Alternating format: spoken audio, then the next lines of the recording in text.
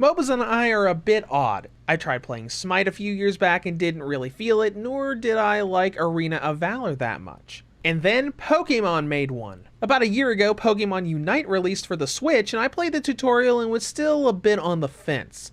But now, after they've gotten a bunch more playable Pokemon I was interested in, I came back and got into it. Combining Pokemon with a lot of the MOBA genre, here is my review of Pokemon Unite for the Nintendo Switch. When it comes to gameplay, Unite is a multiplayer online battle arena game, or a MOBA. During a match, you'll have two teams of fighters attacking enemies and players on the map with the goal of scoring points at opponent bases and getting the highest score by the time the match is over.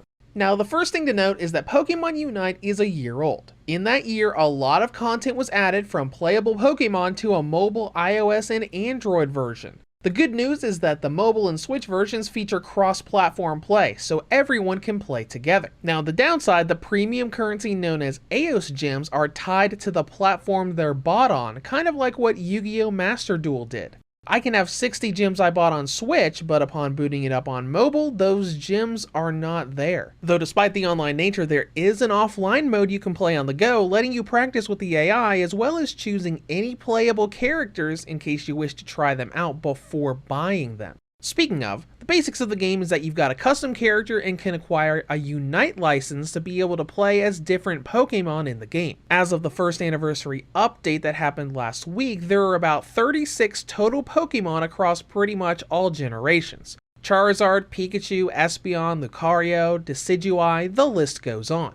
But you don't start with all of them. You're given a Pokemon at the start and can earn more with currency or events, especially right now with the first anniversary event going on. It's got a nice little 5-day login bonus event going on, giving you access to Pikachu, Lucario, Blastoise, Snorlax, and Sylveon for free. Now what you do is set your Pokemon up with battle items to use and give you buffs and go into a match. The matches themselves have a large arena with bases for each team littered around. Your goal is to get to opposing bases and score points based off of the kills you've done. Though as any MOBA player knows, it's not that simple. There is a leveling and evolution system here. Everyone starts as their baby form. Playing as Espeon, Glaceon, or Sylveon starts you as Eevee, and you must fight wild Pokemon littered around the map to level up. As you level, you can learn 2 different attacks of your choice and will eventually evolve into your chosen fighter. It's a game of setup as each team fights and evolves while slowly making their way to the other side of the battlefield. You earn energy for all these kills, be it wild Pokemon or other players, and you use that energy to damage and score against an enemy base. And by the time the match ends, whichever team scored the most points is the winner.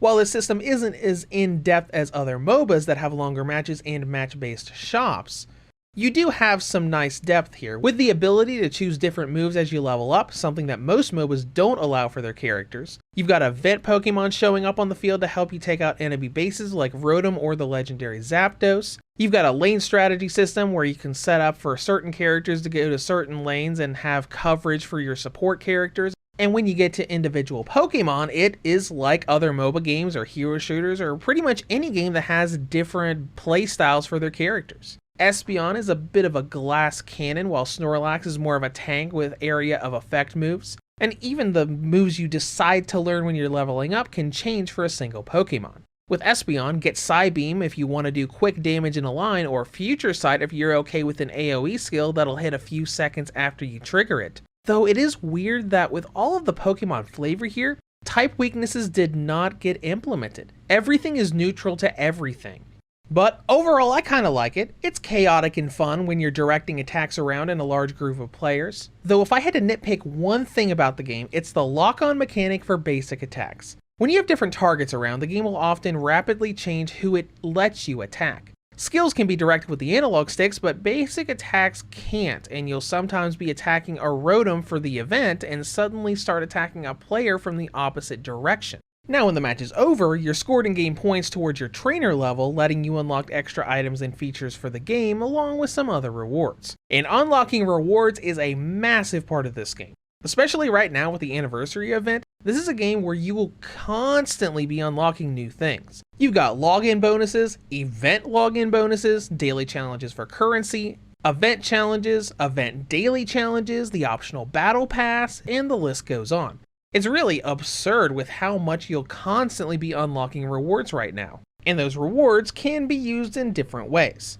The currencies can be used to buy cosmetics, boosting items, and new Pokemon, but it really needs to be said that there is an element of pay to win within Pokemon Unite, and that comes from item upgrades. You've got held items that can increase certain stats or abilities, and you use item boosters to level them up and upgrade them up to level 30. Now up to about level 17 or 18, it's incredibly easy to level them up, but then it becomes extremely grindy just to get a single level for a single item. That's where the premium currency comes in. Aeos gems. These are only obtainable by using real money. The Battle Pass's premium rewards are locked behind this currency, as are easier ways to buy Unite license, cosmetics, and the item boosters. So you could do it the legitimate way and probably spend the next few weeks leveling up your items, or someone could just buy a bunch of Aeos gems and do it in 5 minutes.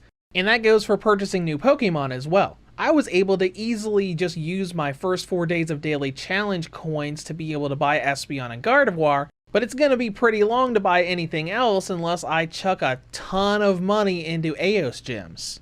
And it's even harder when it comes to event Pokemon. The Glaceon event is going on right now for the first anniversary, and I unlocked their license the legitimate way by doing challenges about 5 days in a row. But you could also go to the store and spend about $8 to get gems and purchase Glaceon right away. And Glaceon is unfortunately only purchasable with gems or the event challenges, at least right now.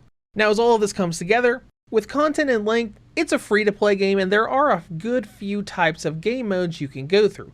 I personally got the game just so I could unlock Espeon and Gardevoir, and I was playing for about 4 or 5 hours before I had enough coins to do that. And if you like the gameplay, there's always the constant slew of rewards from daily challenges that can keep you playing a few minutes each day. Now let's go into presentation. The game looks pretty good visually, very colorful, and the models look nice even in the close-up mode during your character select screen. And it looking good goes further into performance, at least in matches. There are 30 and 60 FPS modes, and most of my matches on Switch never dropped below 57 to 60 FPS at any given time, docked or handheld. It's more menus where the performance issue comes from. There's a load of lag when loading and moving around the menus, though you can reduce this a little bit in handheld mode. And when compared to the Switch, the mobile version has virtually no menu lag at all, though it is significantly harder to control with a touchscreen than the Switch's physical buttons. And if you're wondering, no, the mobile version is not compatible with controllers like the Backbone. That's all I've got to say about that, so let's go into battery life. Pokemon Unite gives the original model a battery range of 3 hours and 11 up to 3 hours and 42. The Nintendo Switch Lite gets a range of 3 hours and 28 up to 3 hours and 53. The Redbox or V2 2019 model gets a range of 4 hours and 54 up to 5 hours and 26. And the OLED model gets a range of 5 hours and 16 up to 5 hours and 58. In conclusion, Unite is about a year old now and has a pretty beefy amount of content for Pokemon fans to enjoy. From 3 evolutions as playable characters to a ton of events to give you constant rewards. Now on the downside, it can be hard to play ranked with the pay-to-win people out there that took their credit cards to auto-max their held items. Normal attack targeting can be a little wonky and there is a bunch of menu lag on the Switch. But it's not a bad little MOBA featuring a ton of popular Pokemon, with that list getting Tyranitar and more in the future. Reviews to Go rates Pokemon Unite for the Nintendo Switch a 7.5 out of 10. If you have any comments or questions, feel free to leave them below. Thank you for watching and have a great day.